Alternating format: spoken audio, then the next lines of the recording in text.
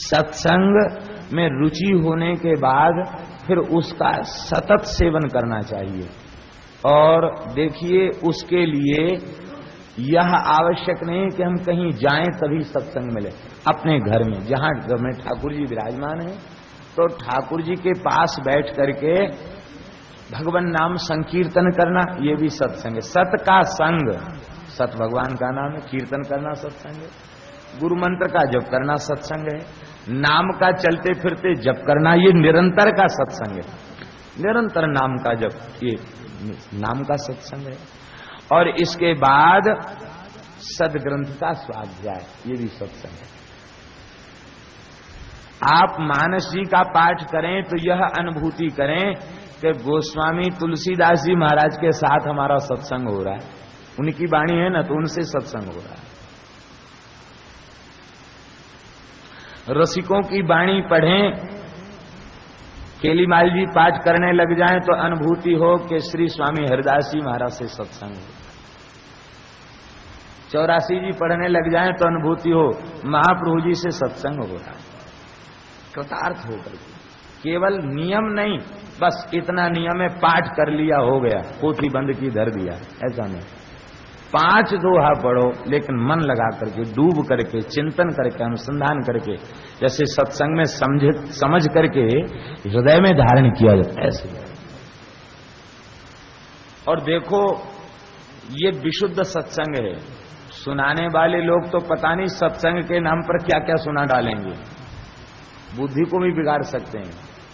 इसलिए जिन संतों की वाणियों का श्रवण करके ज्ञान भक्ति वैराग्य का पोषण हो, भगवान में अनुराग बढ़े, उनका सत्संग करें। सबका सत्संग भी मत करना। इष्ट मिले मन मित मिले, मिले भजन रसरी, उससे प्रेम करो, उससे सत्संग करो। अन्य आश्रय का त्याग करो, वैष्णवों का आश्रय, भगवान का आश्रय, दूसरों के आश्रय का त्याग। ऐसे संत उपलब्ध हो तभी सत्संग करो। और अन्यथा ग्रंथ का स्वाध्याय, नाम का जप। घर में लोग पढ़े लिखे आजकल बहुत हैं।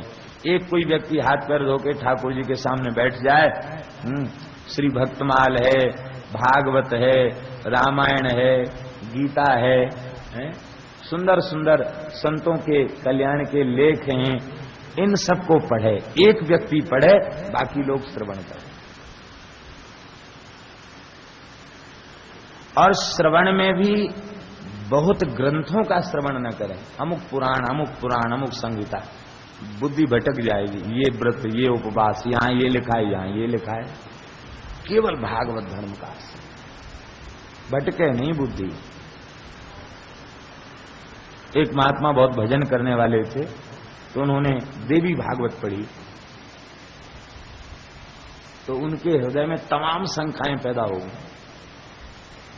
ये है कि ये मणिद्वीप क्या है, वो बैकुंठ से भी बड़ा है क्या, गोलोक से भी बड़ा है क्या है।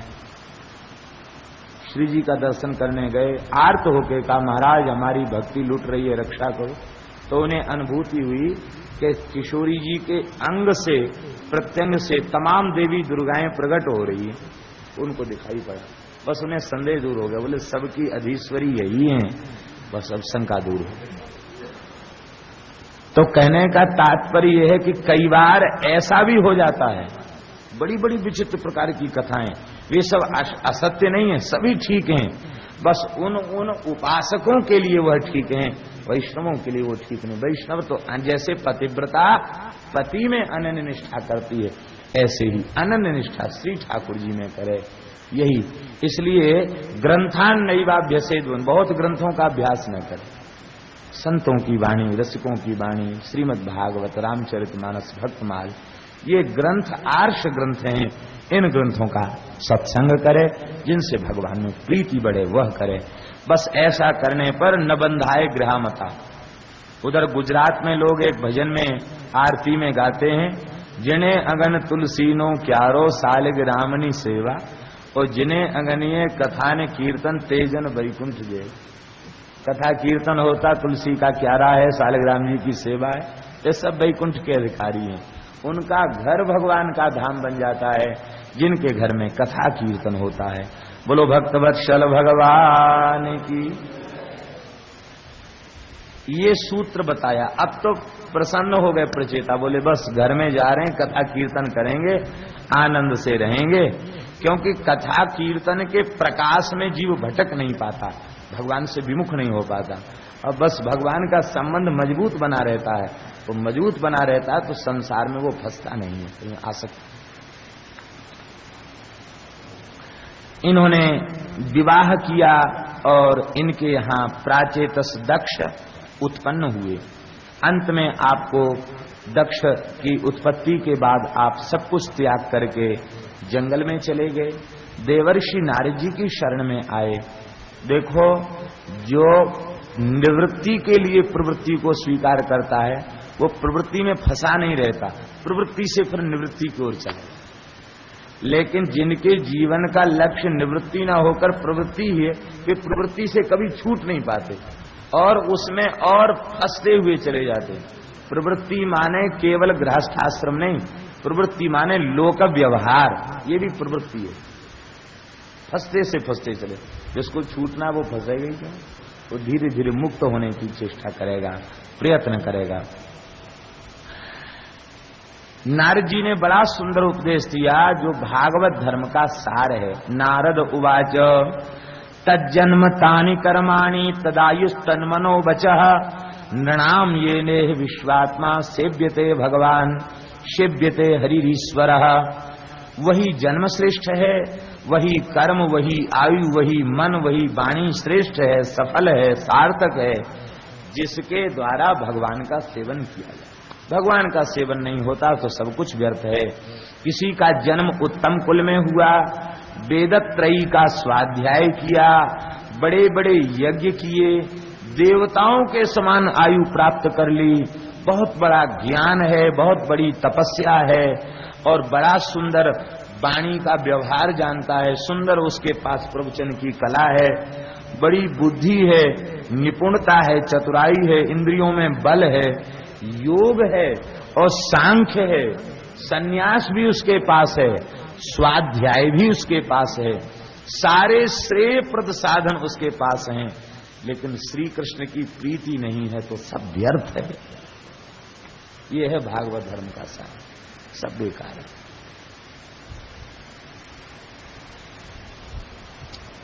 क्योंकि श्रेयसामपि सर्वेषां आत्मा ह्यवधिरर्थतः सर्वेषामपि भूतानां हरिः आत्मात्मदः प्रियः।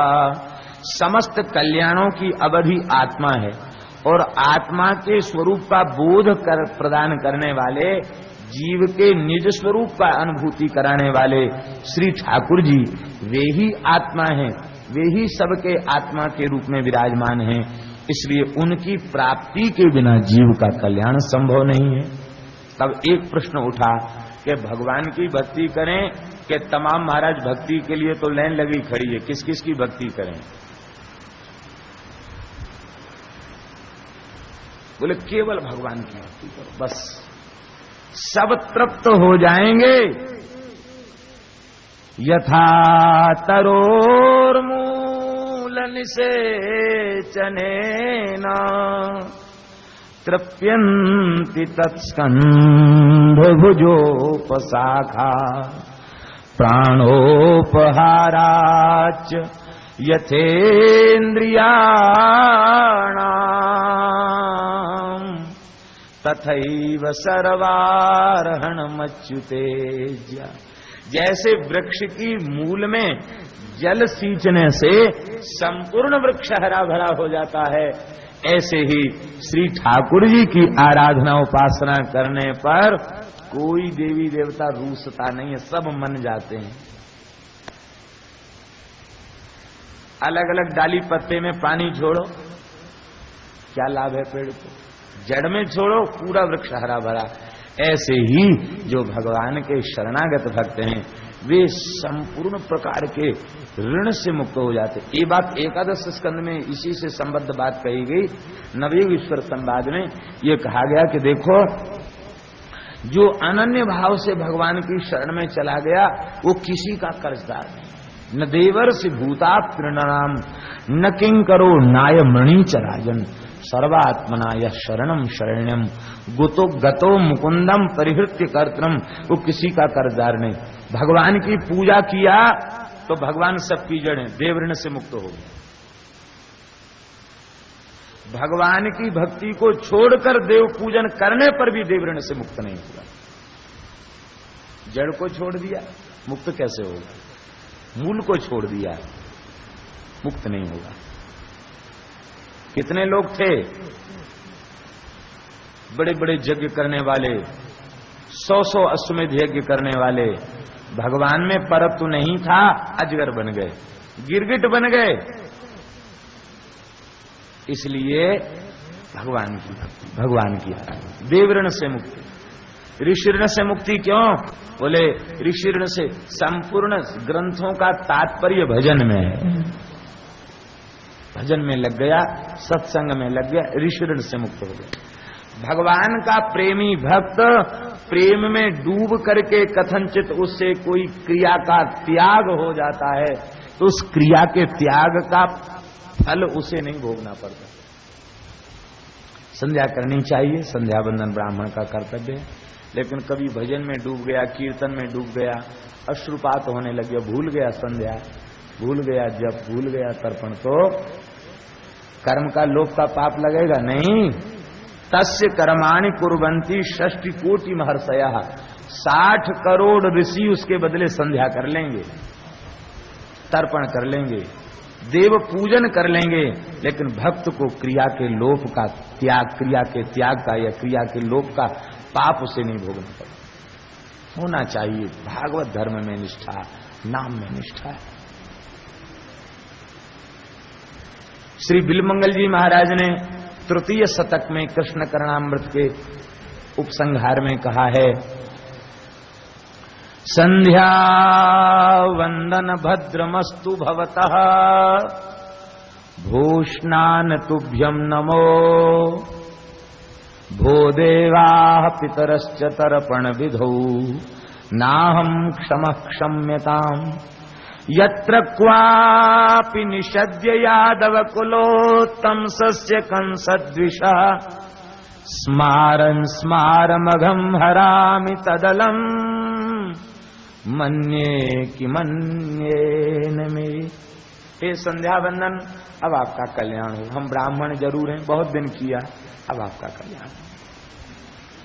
अब भगवान के प्रेम में हम बेसुध बने रहते हैं।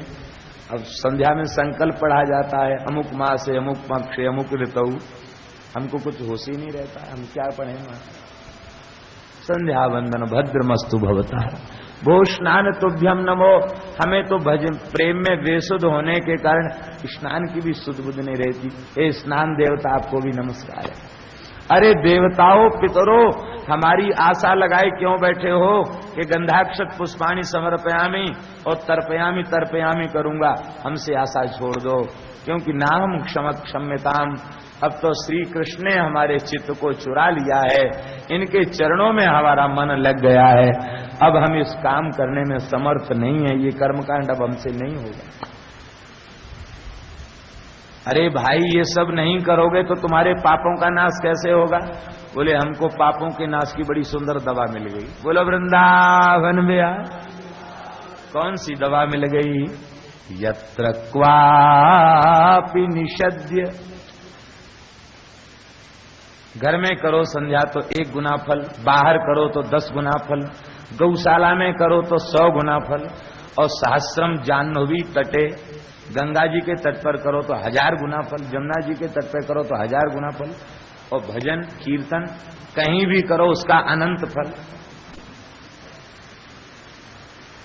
इस आसन पर बैठो तो ये मिलेगा, इस दिशा की ओर मुंह करो तो ये मिलेगा। और यत्र क्वापि निषद्य, चाहे जहां, बस जहां रुचि लगी, किसी लता कुंज के नीचे बैठ गए और कीर्तन करने लग गए, नाम की रट लगाने लग गए, बोले बस सारे पाप और पाप की वासना निर्मूल हो जाती है। अब तत् अलम, कीर्तन भजन में ही हमारा कल्याण हो गया। मन्ये कि मन्येन में, अब किसी अन्य से हमें प्रयोजन नहीं।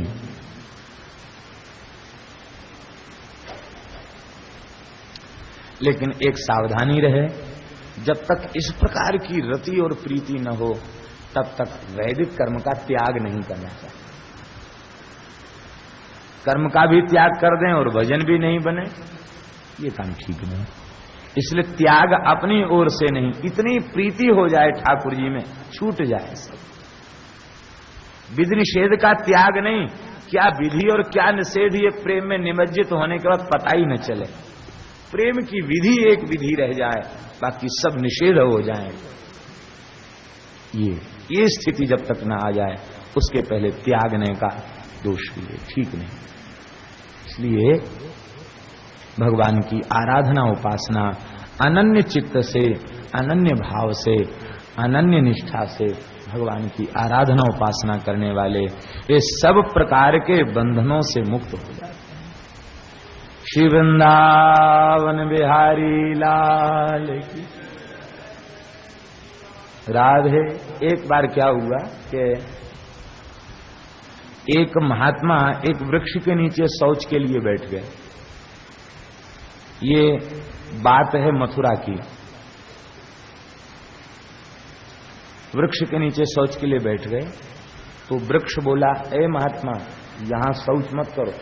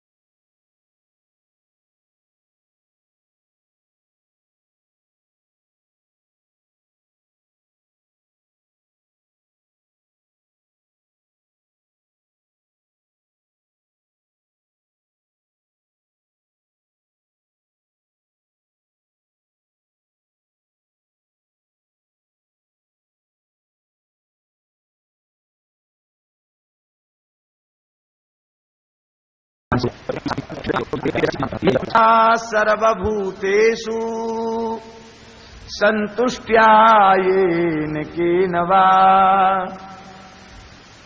सर्वेन्द्रियोपशान्त्या च तुष्यत्यासु जनार्दनः। प्राणी मात्र पर दया करने से और भगवान की कृपा से जो कुछ प्राप्त हो जाए उसी में परम संतुष्ट रहने से और अपनी इंद्रिय मन इन सब को उपशमित करते हुए भगवान के स्मरण से जनार्दन आसुतुष्यति, भगवान शीघ्र प्रसन्न होता है।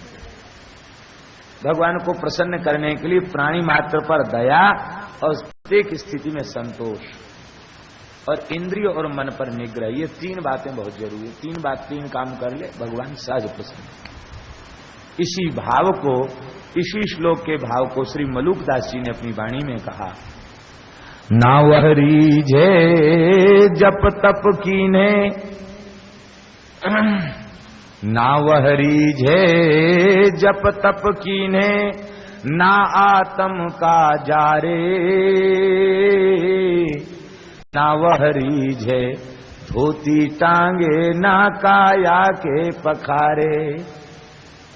कैसे रीझते भगवान? दया करे धर्म मन राखे, सब पर दया करे, मन को धर्म में रखे। दया करे धर्म मन राखे, जग से रहे उदासी, अपना सा दुख सबका जाने, ताही मिले अविनाशी। अपना सा दुख सबका जाने, ताहि मिले अविनाश। ये अपना सा दुख सबका जाने, इसी का भाव है श्रूयताम धर्म सर्वस्वम श्रुत्वा चैवावधार्यताम आत्मनः प्रतिकूलानि परेशान न समाचरे। जो अपने प्रतिकूल हो वो दूसरे के साथ व्यवहार न करे। अपना सा दुख सबका जाने, ताहि मिले अविनाशी। ये फकड़ों की वाणी है, कोई लाग लपेट नहीं है इसमें। और सहे कुशब्द, कोई गाली दे दे सहन कर ले। बादहु त्यागे, वाद विवाद न करे। नारद जी भी कहते बादो नावलंब्या। सहे कुशब्द बादहु त्यागे, छाणे गर्भ गुमाना। सहे कुशब्द बादहु त्यागे, छाणे गर्भ गुमाना। यही रीझ मेरे श्री रघुवर की, कहत मलूक दीवाना। यही रीझ मेरे श्री रघुवर की, कहत मलूक दीवाना। हमारे राम जी की रीझ है ये, बस इतने से रीझ जाते। एक जगह और बताया भगवान को रिझाने का उपाय, दया करे, संत चरण का आश्रय ले, बस भगवान प्रसन्न हो जाएंगे।